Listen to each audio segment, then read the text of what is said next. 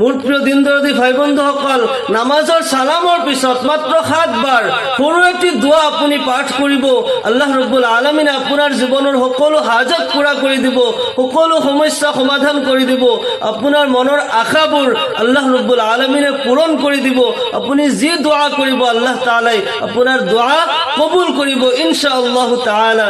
আমাৰ বহুত দিনী মা ভনীসকলে কৈ থাকে, হুজুৰ এনেকুৱা কিবা আমল কৈ দিয়ক যি আমল কৰিলে আমাৰ দোৱাসমূহ কবুল হয়, দোৱাসমূহ আল্লাহ তাআলাই কবুল কৰিব। মোৰ প্ৰিয় দিন দৰদী ভাই বন্ধুসকল, মনোযোগেৰে শুনিব। আমিতো যিকোনো সময়তে দোৱা কৰিব পাৰো, যেতিয়া তেতিয়া দোৱা আমি কৰিব পাৰো। দোৱা যেতিয়া তেতিয়া কৰিলেও কোনো অসুবিধা নাই, কিন্তু দোৱা কবুলিয়াতৰ কিছুমান সময় আছে। ৰাসূলুল্লাহ সাল্লাল্লাহু আলাইহি ওয়াসাল্লামে কয়, কিছুমান সময় এনেকুৱা আছে যি সময়ত বান্দাই দোৱা কৰিলে লগে লগে আল্লাহ তাআলাই কবুল কৰে। সুবহানাল্লাহ। সেই সময়খিনিত আল্লাহৰ আৰশৰ পৰা ৰহমত পৃথিৱীৰ জমিনলৈ বৰষুণৰ দৰে বৰ্ষিত হয়। সুবহানাল্লাহি বিহামদিহি। তাৰে মাজত এটা সময় হৈছে যেতিয়া নামাজৰ সময় হয়। নামাজৰ 5 ওয়াক্ত নামাজৰ সময়খিনিত বান্দাই আল্লাহ তাআলাৰ ওচৰত দোয়া কৰিলে সেই দোয়া কবুল কৰে। নামাজৰ যিখিনি সময় আল্লাহ ৰব্বুল আলামিনে নিৰ্ধাৰিত কৰি দিছে, আল্লাহ নিজেই তো এই টাইম বান্ধি দিছে, এই টাইমৰ নিশ্চয় গুৰুত্ব আছে। এই সময়খিনিত ৰাসূলুল্লাহ সাল্লাল্লাহু আলাইহি ওয়াসাল্লামে কয়, আল্লাহৰ আৰশৰ পৰা এই জমিনলৈ আল্লাহৰ ৰহমত বৰষুণৰ দৰে বৰ্ষিত হয়। আপুনি নামাজৰ পিছত এই আমলটি কৰিব। নামাজৰ সালাম ফিৰাই আপুনি 7 বাৰ এই দোৱাটি পঢ়িব।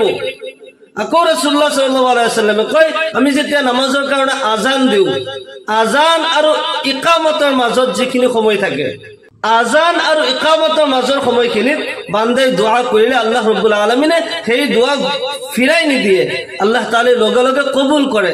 সুবহানাল্লাহ। দোৱা কবুল হোৱাৰ কাৰণে কিন্তু শৰ্ত হৈছে যে আপুনি নামাজ পঢ়িব লাগিব। নামাজ এনেকুৱা এটা ইবাদত যাৰ জৰিয়তে আল্লাহৰ লগত বান্দাই কথা পাতে। আস-সালাতু মি'ৰাজুল মুমিনিন। নামাজ মুমিন সকলৰ কাৰণে মি'ৰাজ হয়। আল্লাহৰ নবী জনাবি মুহাম্মদুৰ ৰাসূলুল্লাহ সাল্লাল্লাহু আলাইহি ওয়াসাল্লাম আল্লাহৰ আৰশলৈ যায়, আল্লাহৰ লগত সাক্ষাৎ কৰিছিল, মুলাকাত কৰিছিল।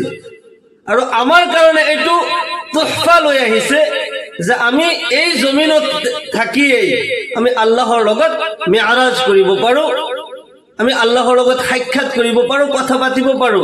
সেয়া হৈছে নামাজ। নামাজত বান্দাই আল্লাহৰ লগত কথা পাতে, আল্লাহ বান্দাৰ লগত কথা পাতে। সুবহানাল্লাহি বিহামদিহি। সেইকাৰণে দোৱা কবুল হোৱাৰ কাৰণে মেইন শৰ্ত হৈছে যে আপুনি নামাজ পঢ়িব লাগিব।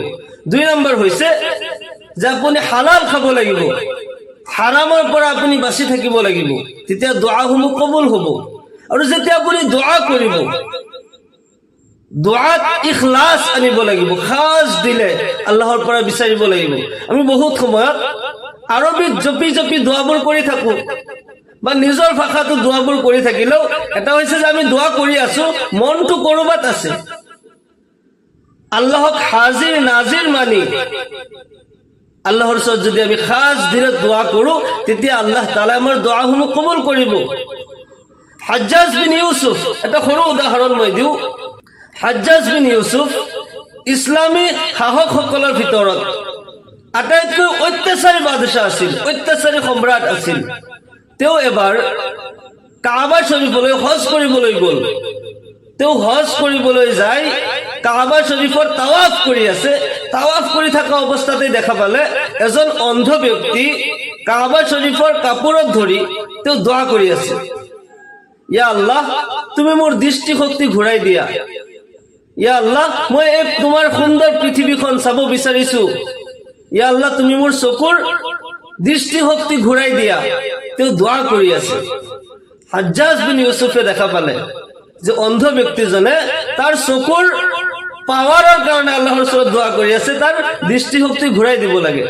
আগবাঢ়ি গ'ল, তাৱাফ কৰি থাকোতেই তেওঁ আগবাঢ়ি গ'ল আৰু গৈ সুধি আছে, তুমি যে কান্দি কান্দি আল্লাহৰ ওচৰত দোৱা কৰি আছা, আল্লাহ তুমি মোৰ দৃষ্টিশক্তি ঘূৰাই দিয়া, তোমাৰ দৃষ্টিশক্তি ঘূৰাই পাইছানে? দোৱা কবুল হ'ল নে? তুমি এতিয়া মোক দেখা পাইছা নে নাই? অন্ধ ব্যক্তিজনে যেতিয়া আৱাজ শুনিলে, তেওঁতো দেখা নাই, অন্ধ হয়, আৱাজ শুনিয়ে চিনি পাইছে কোনে মোক এই কথা কৈ আছে। হাজ্জাজ বিন ইউছুফ হয়, অত্যাচাৰী বাদশাহ হয়। এখেতৰ লগত কথা কওঁতে সাৱধানে কথা কব লাগিব। তেওঁ কঁপি আছে, কঁপি কঁপি কৈ আছে, হুজুৰ মই বহুত অসহায় হয়, মই বহুত দুৰ্বল হয়, মোৰ চকু অন্ধ হোৱাৰ কাৰণে মই টকা পইচা ইনকাম কৰিব নোৱাৰো, খুজি মাগি মোৰ খাব লাগে। মই আল্লাহৰ ওচৰত সেইকাৰণে দোৱা কৰি আছো, আল্লাহ যদি মোৰ দৃষ্টিশক্তি ঘূৰাই দিয়ে মই হয়তো পৃথিৱীখন দেখা পাম, মই 2-4 টকা ইনকাম কৰি খাব পাৰিম। হাজ্জাজ বিন ইউছুফে অন্ধ ব্যক্তিজনক কৈ আছে, তুমি দোৱা কৰি আছা, তোমাৰ দৃষ্টিশক্তি ঘূৰাই পাব লাগে, তোমাৰ চকু ভাল হব লাগেতো, ঠিক আছে তুমি দোয়া কৰি থাকা, কিন্তু মনত ৰাখিবা মোৰ 7টা চক্কৰ পুৰা হোৱাৰ আগে আগে মোৰ 3টা ৰাউণ্ড ইতিমধ্যে পুৰা হৈ গল আৰু 4টা ৰাউণ্ড মোৰ বাকি আছে। 7টা ৰাউণ্ড হব লাগে। 7টা ৰাউণ্ড পুৰা হোৱাৰ আগে আগে তোমাৰ চকু কিন্তু ভাল হব লাগিব, নহলে মনত ৰাখিবা মোৰ এই তলোৱাৰ আৰু তোমাৰ গৰ্দান মই তোমাক কতল কৰি দিম, তোমাৰ চকু ভাল হবই লাগিব। তুমি দোয়া কৰি আছাতো, তোমাৰ চকু কিন্তু ভাল হব লাগিব, মনত ৰাখিবা। অকল দম দিয়া নাই, অকল ভাবুকি দিয়া নাই, এজন চিপাহী ইয়াতে ৰখাই দিছে, তুমি চাই থাকা অন্ধ যাতে পলাই নাযায়। অন্ধ ব্যক্তিজনক ভাবুকি দিলে তোমাক যদি চকু যদি ভাল নহয় তোমাক কতল কৰি দিম, তোমাৰ গৰ্দান উৰাই দিম। সেইখিনিয়ে নহয়, এজন চিপাহীও ইয়াতে ৰাখি থৈ দিছে যে চাই থাকিবা অন্ধ যাতে পলাই নাযায়। কিমান জুলুম কৰিছে অন্ধ ব্যক্তিজনৰ ওপৰত। এতিয়া অন্ধ ব্যক্তিজনে কান্দি আছে আৰু দোৱা কৰি আছে, ইয়া আল্লাহ তুমি মোৰ চকু ভাল কৰি দিয়া, মোৰ চকু ভাল হবই লাগিব। হাজ্জাজ বিন ইউছুফৰ অত্যাচাৰৰ কথা সবেই জানে, তেওঁ সেইকাৰণে এতিয়া কান্দি আছে, ইয়া আল্লাহ মোৰ চকু ভাল হবই লাগিব। এতিয়া সৱাল জানৰ ওপৰত, আগতে অকল চকুৰ কথা চিন্তা আছিল, এতিয়া জানৰ ওপৰত চিন্তা আহি গৈছে। মোৰ চকু যদি ভাল নহয় তেতিয়া মোৰ জান যাব, ইয়া আল্লাহ তুমি মোৰ চকু ভাল কৰি দিয়া। তেওঁ কঁপি আছে, কান্দি আছে, দোয়া কৰি আছে, মাত নোহোৱা হৈ গৈছে। হাজ্জাজ বিন ইউছুফে যেতিয়া 7টা চক্কৰ পুৰা কৰিলে আৰু অন্ধ ব্যক্তিজনৰ ফালে আগবাঢ়ি আহি আছে, অন্ধ ব্যক্তিজনে দেখা পাই সালাম দিছে, আসসালামু আলাইকুম ইয়া হাজ্জাজ বিন ইউছুফ। সুবহানাল্লাহ। হাজ্জাজ বিন ইউছুফ আচৰিত হল, ই দেখোন মোক দেখা পাইছে। আগবাঢ়ি গৈ কৈছে, কেনেকুৱাকে তুমি মোক দেখা পালা? তেওঁ কৈছে, হুজুৰ মই আপোনাৰ গোটেই শৰীৰ মই দেখা পাই আছো স্পষ্ট, আল্লাহ তাআলাই মোৰ দৃষ্টিশক্তি ঘূৰাই দিছে।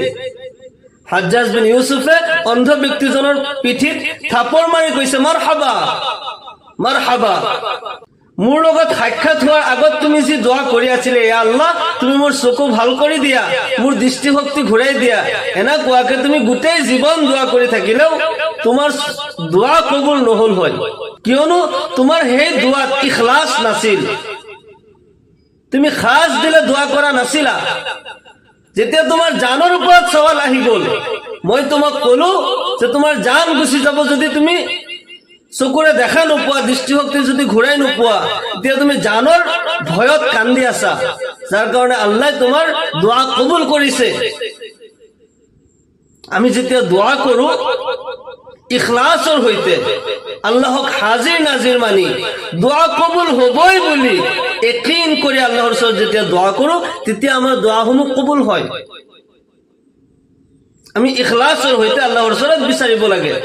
আপুনি যেতিয়া নামাজ পঢ়িব, হাদিসে জিব্রাইলত আহিছে, তুমি যেতিয়া আল্লাহৰ ইবাদত কৰা, আনতা আবুদাল্লাহ কাআন্নাকা তাৰাহু, যেতিয়া তুমি আল্লাহৰ ইবাদত কৰা, তুমি এনেকুৱা ইয়াকিন কৰি লবা যে তুমি আল্লাহক দেখি আছা, আল্লাহ তোমাৰ আগত হয়, পিছত তোমাৰ মালাকুল মউত হয়, সোঁফালে জান্নাত, বাওঁফালে দুজখ, তুমি জাহান্নামৰ পুলৰ ওপৰত ৰখি আছা। এয়া তোমাৰ জীৱনৰ আখিৰি ইবাদত হয়, আখিৰি নামাজ হয়। তেতিয়া তোমাৰ সেই ইবাদত, সেই নামাজ কবুল হব। আপুনি যেতিয়া নামাজ পঢ়িব ইখলাসৰ সৈতে, আল্লাহক হাজিৰ নাজিৰ মানি, আপুনি নামাজ পঢ়িব, আপোনাৰ নামাজ কবুল হ'ব। নামাজৰ পিছত আপুনি যিমান তাসবিহ তাহলিল কৰে, যিমান দোয়া কৰে, ইখলাসৰ সৈতে আপুনি দোয়া কৰিব, আপোনাৰ দোয়া কবুল হ'ব, 100% গ্যাৰান্টি হয়। রাসূলুল্লাহ সাল্লাল্লাহু আলাইহি ওয়াসাল্লামে ফরজ নামাজের পিছত সর্বপ্রথম আল্লাহু আকবার এবাৰ পঢ়িছিল, ইয়াৰ পিছত 3 বাৰ ইস্তিগফাৰ পঢ়িছিল। আপুনি প্ৰথমতে সালামৰ লগে লগে আল্লাহু আকবার এবাৰ পঢ়িব, 3 বাৰ আস্তাগফিরুল্লাহ আস্তাগফিরুল্লাহ আস্তাগফিরুল্লাহ পঢ়িব। ইয়াৰ পিছত 7 বাৰ এই দোয়াটি আপুনি পঢ়িব। আপোনাৰ জীৱনৰ বহুত হাজত, বহুত প্ৰয়োজন হয় যিবোৰ পুৰা হোৱা নাই, সেইবোৰ মনত পেলাই আপুনি দোয়া কৰি থাকিব। ইয়া কাজিয়াল হাজাত, ইয়া কাজিয়াল হাজাত, ইয়া কাজিয়াল হাজাত। ইয়াৰ বাহিৰে আপুনি বহুত সমস্যাত পৰি আছে, বহুত বিপদ আপদত পৰি আছে, সমস্যাবোৰ সমাধান হোৱা নাই, আপুনি এই দোয়া পঢ়িব। ইয়া হাল্লালাল মুশকিলাত, ইয়া হাল্লালাল মুশকিলাত, ইয়া হাল্লালাল মুশকিলাত 7 বাৰ পাঠ কৰিব। তাৰ পিছত আপুনি দুরূদ শরীফ পঢ়িব। দুরূদ শরীফ দোয়া কৰাৰ আৰম্ভণিত হাত তুলি যেতিয়া দোয়া কৰিব, আৰম্ভণিত আপুনি দুরূদ শরীফ পাঠ কৰি ল'ব। তাৰ পিছত হাত তুলি আল্লাহৰ ওচৰত দোয়া কৰিব। আপুনি ইখলাসৰ সৈতে দোয়া কৰিব। ইখলাসৰ সৈতে দোয়া কৰিলে দোয়া কোনোদিন বিফলে নাযায়। এটা কথা মনত ৰাখিব, খাস দিলে আল্লাহৰ ওচৰত যেতিয়া আপুনি দোয়া কৰে, সেই দোয়া বিফলে নাযায়, অথলে নাযায়। হ'ব পাৰে যে আপুনি যিটো বস্তু বিচাৰিছে তাতকৈ বেহতৰ আৰু ভাল বস্তু আল্লাহ আপোনাক দান কৰিব। হ'ব পাৰে এতিয়া আপোনাক নিদি পিছত দিব। আল্লাহ আমাৰ ৰব হয়, আমাৰ প্ৰতিপালক হয়, তেওঁ আমাতকৈ বেছি জানে আমাৰ কেতিয়া কোন বস্তুৰ কিমানখিনি প্ৰয়োজন।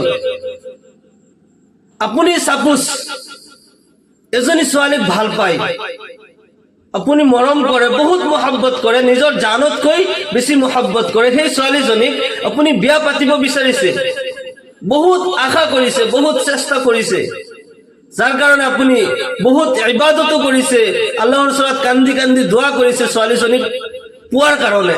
কিন্তু শেষ পৰ্যায়লৈকে আপুনি ছোৱালীজনীক নাপালে, তাৰ মানে এই নহয় যে আল্লাহ আপোনাৰ দোয়া কবুল কৰা নাই।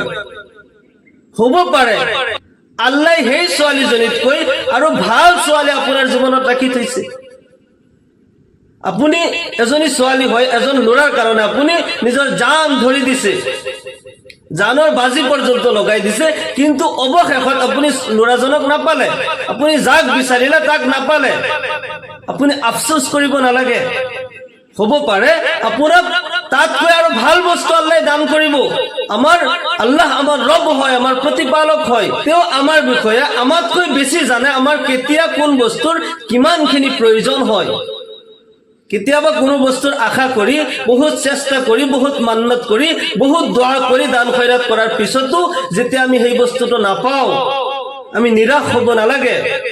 তকদিৰৰ ওপৰত ভৰসা কৰিব লাগে, আল্লাহৰ ফয়সালাৰ ওপৰত ৰাজি হ'ব লাগে। হ'ব পাৰে আল্লাহ ইয়াতকৈ আৰু শ্ৰেষ্ঠ বস্তু আমাক দান কৰিব।